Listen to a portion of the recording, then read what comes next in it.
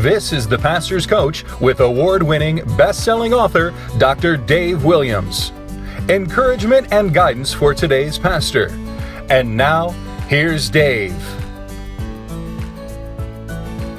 Let's talk today about church marketing and advertising and answer those who believe the church should not use Madison Avenue techniques.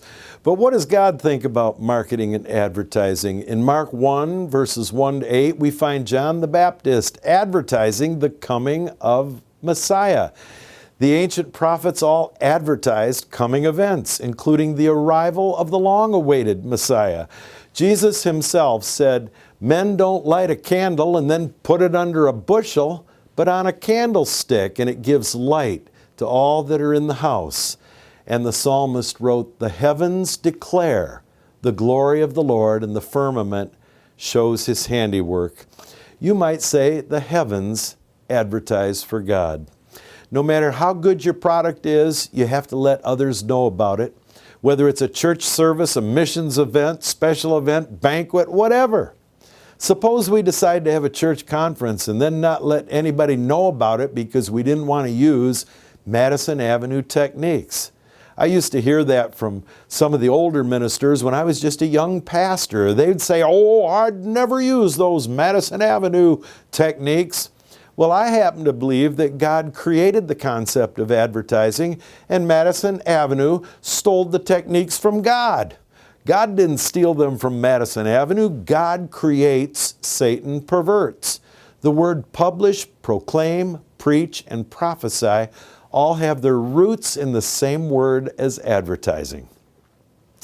Now, marketing and advertising are not the same. A good marketing plan is all-inclusive, involving everyone on the team.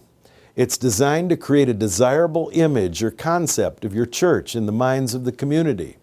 Marketing involves branding, being consistent in your look, church signage, brochures, web design and upkeep, print media, radio, and television. Now, advertising is narrower and spotlights specific events. For example, one summer we offered a free small book to everyone on our mailing list. The little book included advertising for our church. Our investment was $1,800. Our return, an increase in weekly offerings by $2,332 per week. That's $10,000 per month. Now, was it worth it? One particular year, we declared October and November as harvest time, and we strategically made 30-second radio spots and advertised in local shopping guides using people's personal testimonies. Our investment back then, remember, prices are higher now, but our investment was $3,000. That was a lot for us back then. But what was our return? Our return was attendance went up by an average of 103 people per week. And the offerings went up by an additional $4,000 per week. So that was about $32,000 increase over the 2-month harvest period. Remember this, the best advertising shows the reader or listener a benefit. If you only advertise an event, you're not getting the best advantage from your advertising dollars, and it probably will be ignored by the public because everybody thinks, what's in it for me? So when you design your advertising, always ask, does this tell the reader or listener how they will benefit from the product, service, or event? Good advertising is not just information, it's motivation. In our early years, we advertised a week-long healing school. We did not advertise on the religious pages of the newspaper, only the local inexpensive shopping guides. Well, 150 people attended, half were not from our church, and about 40 or so were unchurched or not yet born again. A local television news program heard about it, and they featured us on their Health Beat program at no cost to us. The results? A famous, well-known businessman in our town attended the healing school and was miraculously healed of multiple sclerosis. Several were saved, others were healed. 7 new families joined the church as a result of that week-long, 2-hour-a-day school. Our advertising investment was $400 total.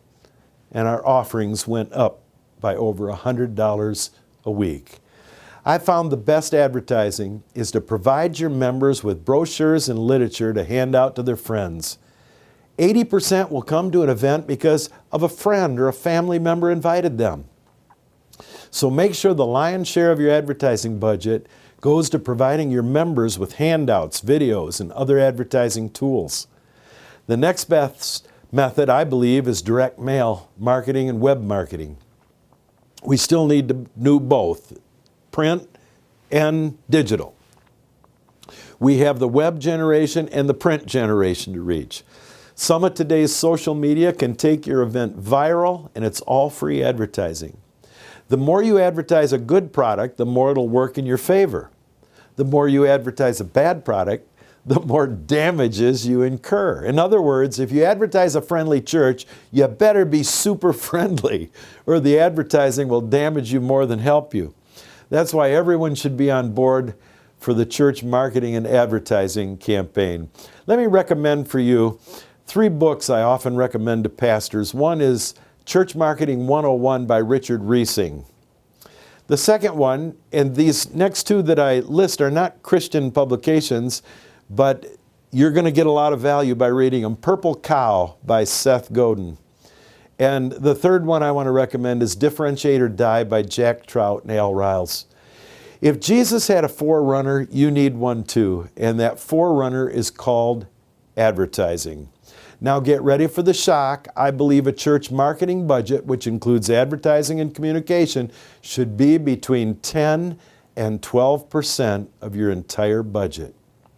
When I served as pastor in Lansing, I produced a daily Pastor's Minute radio broadcast airing on a few of the secular radio stations. I gave a 1-minute upbeat message every day. I enjoyed an audience of over 150,000 listeners. I kept the Pastor's Minute as soft advertising designed to make our church a household name. When unchurched people think of a church, when they face a crisis, they think of only one church, Mount Hope Church. Day after day, they felt they had a relationship with me because I came to them every day with another bite-sized, upbeat, encouraging word from the Lord. The people in our city called us the church with all the flags because of the 50 international flags flying in our driveway representing world missions. So I always used that as a tagline on the radio. I'd close with something like this. Thanks for listening. I'm Pastor Dave Williams. I'd love to meet you at Mount Hope Church, the Come As You Are Church, west of the Lansing Mall on Christ Road at Michigan Avenue, the church with all the flags. Now, you can have a great thing going, but if you don't tell anybody about it, your success will only be minimal.